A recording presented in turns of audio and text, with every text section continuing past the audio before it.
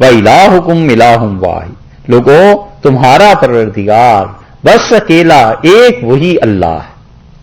یہ ہے توحید کے دعوے کا اعادہ یہاں سے، اور یہ اسی لیے قرطبی نے یہاں پہنچ کے لکھا ہے۔ قرطبی رحمۃ اللہ علیہ بڑے مفسر تھے، اندلس قرطبہ کے رہنے والے تھے۔ قرطبی کہتے ہیں کہ اسی لیے اللہ نے اتنے سخت الفاظ استعمال کرنے کے بعد اپنی وحدانیت کا ذکر کیا ہے کہ یہودی خدا کی توحید کو چھپاتے تھے، اللہ کے ایک ہونے کی گواہی کو چھپاتے تھے نا، تو اللہ تعالیٰ نے فرمایا ان پہ لعنت ہو۔ رسول اللہ صلی اللہ علیہ وسلم کی رسالت کو چھپاتے تھے، اللہ کی توحید کو چھپاتے تھے، قبلے کی جو تبدیلی ہوئی ہے اس کا مذاق اڑاتے تھے، حد ہو گئی۔ اللہ نے فرمایا لوگو تمہارا پروردگار ایک ہی ہے، لا الہ الا ہو، اس کے علاوہ کوئی الہ نہیں، الرحمن الرحیم، بلا بے حد و حساب مہربانی کرنے والا، بار بار رحم فرمانے والا۔ اور اس کے بعد کی آیت میں اپنی توحید کے عقلی دلائل دیے ہیں، اور یہاں سے اس شرک کے رد کا آغاز ہوتا ہے جو فعلی طور پر لوگ انجام دیتے ہیں۔ ایک ہے شرک عقیدے کا، اعتقاد کا، کہ کوئی اللہ کے علاوہ کسی کو نفع اور نقصان کا مالک سمجھے، اور ایک ہے اس پہ عمل کرنا، یعنی اس بت کے لیے، اس چیز کے لیے جو بھی معبود اس نے بنایا ہے اس کے ساتھ پیسہ خرچ کرنا، اس پر اپنی تعظیم کو خرچ کرنا، اس کے سامنے سجدہ کرنا۔ اللہ نے ان چیزوں کا رد کو یہاں سے شروع کیا ہے۔ تشریح تو انشاءاللہ کل آ جائے گی، لیکن اس آیت کے بعد آہستہ آہستہ بات اب ادھر کو چل رہی ہے کہ شرک فعلی کی نفی کی جا رہی ہے، کہ اپنے افعال میں بھی شرک کو نہیں داخل کرنا۔ شروع یہاں سے کیا ہے وَإِلَٰهُكُمْ إِلَٰهٌ وَاحِدٌ، اور تمہارا پروردگار اکیلا الہ ہے، لا الہ الا ہو، اس کے علاوہ کوئی الہ نہیں، الرحمن بے حد مہربان ہے، الرحیم بار بار رحمت کرنے والا ہے۔ ان فی خلق السماوات، اور لوگوں آسمان کی پیدائش، یہ باتیں پہلے گزر چکی۔ ان فی خلق السماوات، اور لوگوں آسمانوں کی پیدائش میں، والارض، اور زمین کی پیدائش میں تم غور کرو کہ کس نے بنائے۔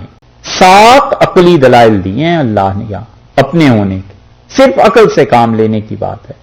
پہلی دلیل دی ہے ان فی خلق السماوات والارض، لوگوں آسمانوں کی اور زمین کی پیدائش میں غور کرو۔ واختلاف اللیل والنہار، اور رات اور دن کے اختلاف پر غور کرو کہ رات کیسی ہوتی ہے، دن کیسا ہوتا ہے۔ سورج کے اتار چڑھاؤ کی وجہ سے دن رات پیدا ہوتے ہیں نا، اور صدیوں سے پیدا ہو رہے ہیں، کہیں 1 منٹ کا بھی فرق آتا ہے کہ کسی دن یہاں رات ہو امریکہ میں، اور شام میں صبح ہو جائے، اور وہاں پہ صبح ہو جائے، یہاں پہ شام ہو جائے، جو بھی حساب ہے کبھی تبدیل ہو جائے، یہ نہیں۔ واختلاف اللیل والنہار، یہ کون سی دلیل ہوئی؟ دوسری۔ والفلک اللتی، اور جہاز پر غور کرو۔ فلک جو ہے جہاز کو کہتے ہیں، لیکن یہاں پہ جمع مراد ہے۔ جیسے انگلش میں آپ بعض الفاظ بولتے ہیں نا، اور وہ ہوتے جمع ہیں، لیکن واحد جمع کے لیے ایک ہی لفظ بولا جاتا ہے۔ مثلا فلک بھی ایسے ہی ہے کہ واحد اور جمع کے لیے۔ والفلک اللتی تجری فی البحر، اور جہازوں پر غور کرو جو چلتے ہیں سمندر میں، اور وہ کیسے چلتے ہیں؟ ہوا انہیں چلاتی ہے، بما ينفع الناس، اور اس میں لوگوں کا جو نفع ہے، کیسے وہ چلتے رہتے ہیں، جہاز کیسے چلتا ہے، تم اس پر کبھی غور کرو۔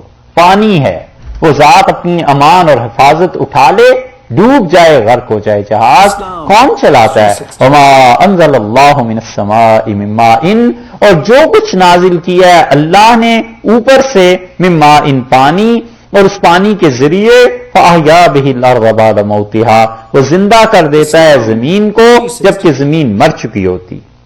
یہ کون سی دلیل ہوئی؟ 5ویں۔ ان فی خلق السماوات والارض 1، واختلاف اللیل والنہار 2، والفلک التی تجری فی البحر بما ينفع الناس 3، وما انزل اللہ من السماء من ماء فاحیا بہ الارض بعد موتها، وبث فیہا، اور اس زمین پہ جو کچھ خدا نے بسایا ہے، من کل دابۃ، جو پھیلا دیے ہیں اللہ نے جانور، تم ان پر غور کرو۔